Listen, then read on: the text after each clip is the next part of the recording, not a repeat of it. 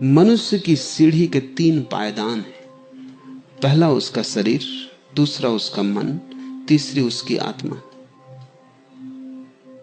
और उन 3 पायदानों पर जो चढ़ जाता है वो चौथे को उपलब्ध होता है, जिसे हम परमात्मा कहते हैं। जिसकी शरीर की जरूरतें पूरी न होंगी वो दूसरे पायदान पर न चढ़ पाएगा। जो भूखा है, तो हमने कहा भूखे भजन न होई गोपाला, वो कैसे भजन करेगा? भूखे को भजन चाहिए नहीं, भोजन चाहिए। और जब प्राणों में भूख भरी हो और रोआ रोआ भूखा हो तो तुम कैसे भजन करोगे? तब ब्रह्म की याद ना आएगी, तब तो भोजन ही तुम्हारे चारों तरफ घूमता रहेगा। और इसमें तुम्हारा कोई कसूर नहीं, ये स्वाभाविक है, ये बिल्कुल ठीक है, ऐसा होना ही चाहिए, ये प्रकृति का नियम है। इसमें तुम अपने को दोषी मत ठहराना कि मुझे भोजन की याद क्यों आती है जब मैं भजन करने बैठता हूं। साफ है कि तुम भूखे हो और शरीर पहली जरूरत है। शरीर अगर पूरा ना हो तो मन की जरूरतें उठ ही ना पाएंगी। भूखे भजन नहीं होता ऐसा ही नहीं, भूखे चिंतन भी नहीं होता, विचार भी नहीं होता। अब तो वैज्ञानिक कहते हैं कि अगर बच्चों को ठीक ठीक भोजन न मिले तो उनका बुद्धि अंक नीचे रह जाता, उनका आईक्यू नीचे रह जाता। अगर बच्चों को ठीक ठीक पौष्टिक आहार न मिले बचपन में तो सदा के लिए उनकी बुद्धि कमजोर रह जाती है। उनकी बुद्धि कभी भी ऊंचाई को उपलब्ध नहीं हो सकती। जीवन ऊर्जा ही नहीं है इतनी कि उसको इतनी ऊंचाई पर ले जा सके।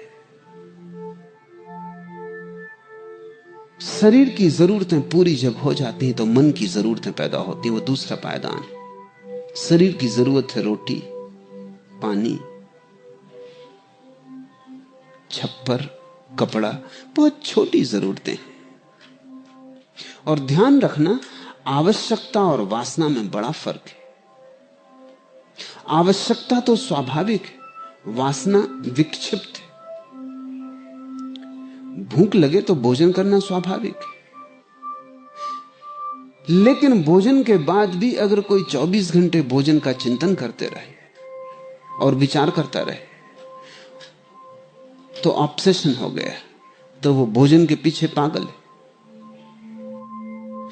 भोजन पेट भर जाए तब भी कोई खाता चला जाए तो वो विक्षिप्त है, उसकी चिकित्सा की जरूरत है। वो भोजन से शरीर को मार डालेगा। जिस चीज की जरूरत पूरी हो जाए उस जरूरत के पीछे पागल की तरह लगे रहना रोग है। वासना रोग है, आवश्यकता स्वाभाविक है। आवश्यकता पूरी करना और वासना से बचना। आवश्यकता तो रोटी की है, पानी की है, वासना स्वाद की होती। आवश्यकता तो कपड़ों की है, शरीर ढकना चाहिए, सर्दी है, गर्मी है, जरूरत है। शरीर तो ढका जा सकता है लेकिन वासना का शरीर तुम कभी ना ढक पाओगे। कितने ही बहुमूल्य वस्तु तुम्हारे पास आ जाएं, वासना कायम रहेगी। वासना दुष्पूर है, आवश्यकता की पूर्ति तो बिल्कुल सरल है। तो तुम कैसे तय करोगे क्या है वासना, क्या है आवश्यकता? सोचना। जो चीज पूरी हो सके वो आवश्यकता है, जो कभी पूरी ना हो सके वो वासना है। तुम एक मकान में रहते हो, सोचते हो बड़ा महल हो जाए, तो विचारना कि बड़ा महल होने से और बड़े महल की वासना उठेगी या नहीं। अगर उठेगी तो झोपड़े में रहना बेहतर है, कुछ अर्थ नहीं बड़े महल में जाने से भी, क्योंकि और बड़ा महल पकड़ेगा। वासना के पूरे होने का कोई उपाय नहीं। आवश्यकता तो बड़ी निर्दोष है, बड़ी सरल है, उसमें कोई जटिलता ही नहीं। आवश्यकता तो भिखारी की भी पूरी हो सकती है, वासना सम्राट की भी पूरी नहीं होती। वासना का पूरा होना स्वभाव ही नहीं है। शरीर की जरूरतें पूरी हो जाएं तो मन की जरूरतें पैदा होती। संगीत है, साहित्य है, नृत्य है, काव्य है। जैसे ही शरीर की जरूरतें पूरी होती मन की जरूरतें आनी शुरू होती। मन की जरूरतें जब पूरी होने लगती हैं, सुन लिया बहुत संगीत, थोड़ी शांति मिली, लेकिन वो शांति और बड़ी शांति की आकांक्षा जगा गई। थोड़ा सा स्वाद पाया ध्यान का, अब संगीत काफी नहीं मालूम पड़ता। अब तो उस संगीत में जाना है जो शाश्वत है, जो आदमी के द्वारा पैदा नहीं होता, जो परमात्मा से उठता है। अब तो उस संगीत में खो जाना है जिसके स्वर भी शून्य है। पढ़ा काव्य को, गीत गाए, गुनगुनाए, पक्षियों के गीत सुने, फूलते खिलते फूलों को देखा, सौंदर्य को पहचाना, स्वर को जाना, लय की समझ आई, छंद का बोध हुआ, लेकिन सब कम पड़ जाएगा। मन तो केवल झलक देता है, क्योंकि मन तो दर्पण, उसमें तो प्रतिबिंब बनते हैं, लेकिन प्रतिबिंब अच्छे हैं।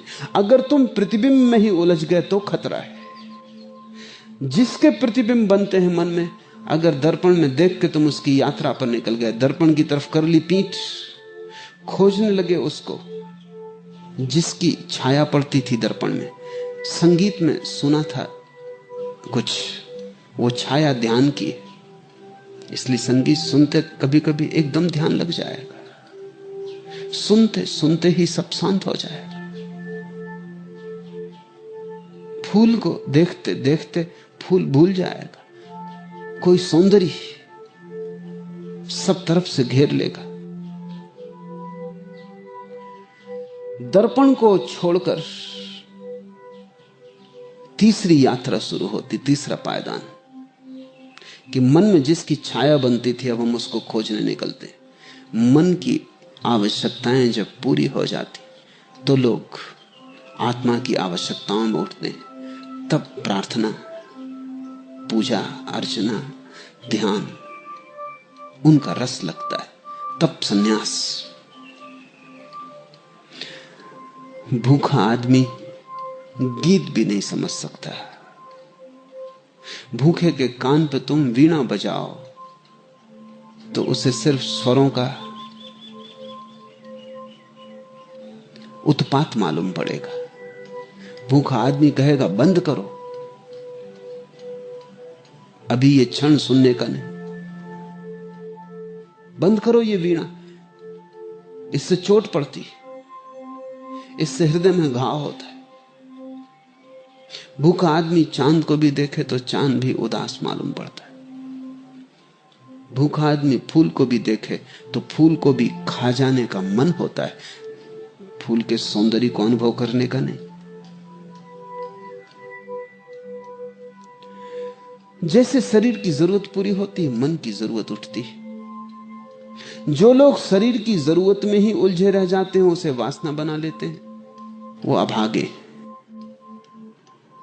उन्होंने पहले पायदान को ही घर बना लिया, वो सीढ़ी थी, उससे आगे जाना था, अभी बहुत रहस्य बाकी थे।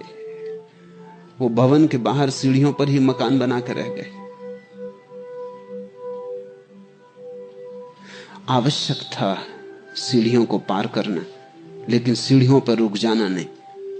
जिसने आवश्यकता को वासना बना लिया वो सीढ़ियों पर रुक जाएगा।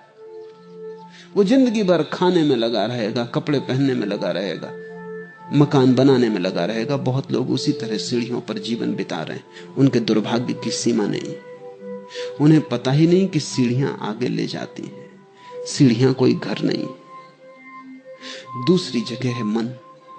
कुछ लोग मन में खो जाते हैं, फिर उनका यही राग रंग हो जाता है। संगीत सुनना है, चित्र देखने, फिल्म, उपन्यास जरूरी था, लेकिन काफी नहीं। उससे भी जागना है, उससे भी ऊपर जाना है। तब कभी ध्यान, सन्यास की महिमा प्रकट होती, और वो भी सीढ़ी ही है, उसके भी पार जाना है। तब कहीं परमात्मा के जीवन में, परमात्मा के मंदिर में प्रवेश होता है। तब नदी सागर में गिरती,